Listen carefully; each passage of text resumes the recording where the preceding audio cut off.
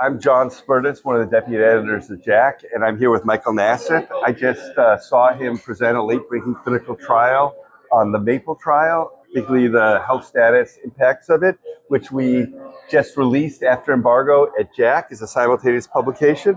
Mike, tell me a little bit about your experience at the AHA thus far, but particularly about your presentation. Yeah, no, the AHA has been great, particularly the dedicated hypertrophic cardiomyopathy scientific session. And yes, MAPLE HCM was a trial. The initial publication was a couple months ago, and it compared new novel myosin inhibitor Aficamten to a decade-old drug, but has been the mainstay of hypertrophic cardiomyopathy therapy, Metoprolol. It's the first head-to-head comparison with a sort of class 1A recommended therapy, isn't it? Exactly. So while there's multiple myosin inhibitors, there's now been multiple trials. They've all compared to placebo, where this is the first trial that actually had active control arm, and the one that has been the...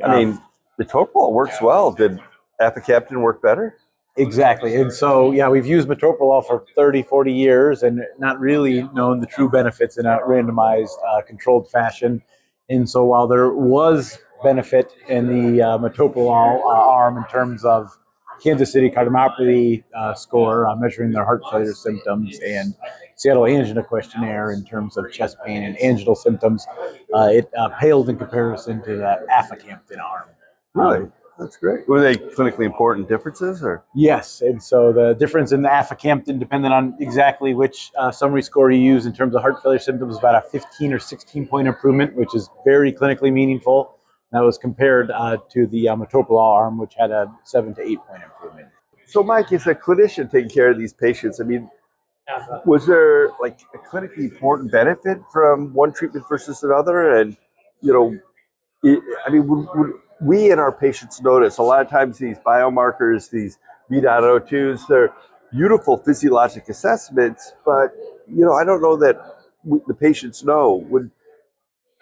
Was it obvious taking care of patients which arm they were on, or? No, and that's the one nice thing, is these are not subtle differences. They're large and very clinically meaningful. And so, the average change was 15, 16 points, which we consider a large change in health status. And the number needed to treat to have a very large improvement in health status was only 5 patients with Aficamten, as compared to the first-line therapy, metoprolol.